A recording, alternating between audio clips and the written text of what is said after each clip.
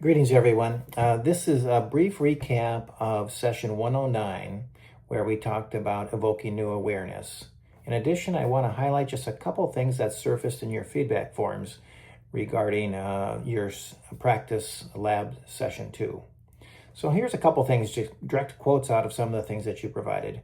Whenever a client says they must do everything, it's often indicates a need for new awareness. I think that's so often is where people have unrealistic shoulds, or they're doing things for the wrong reasons, or they aren't aware of their limited capacities and resources. And so I think that's a great question to lay out there. I always want to see if there's ways that we can stretch their imaginations, but also provide a reality check on what time constraints they might have, financial constraints, etc., to make sure that we're matching their dreams and their intentions with what's actually doable.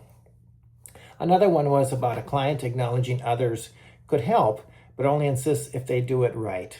I'm actually working with two clients right now that I think have control issues, perfectionism issues, and they have a hard time sharing power and giving away control to others because it probably won't be done as well. But I think that's a really good, important piece. When people are holding on to something, to get at the heart of that, what holds you back?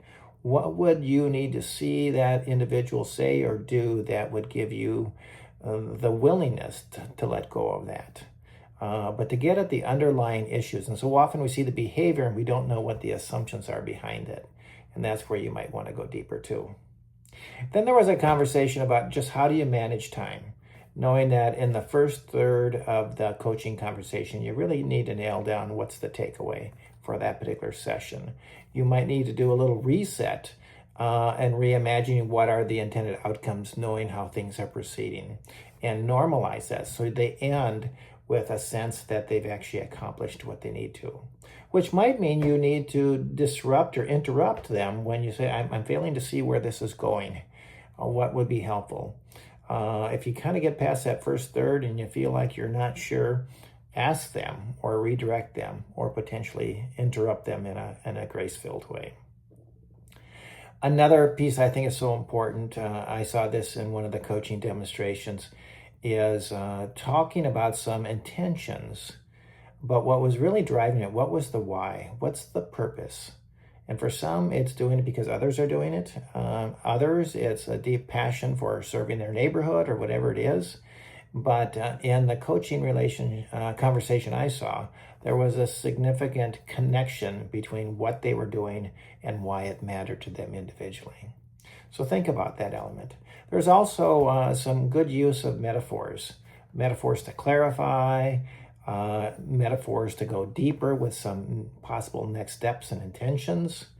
And I also saw a good several examples of reaching out for accountability, making sure what's that next step, who's going to support you.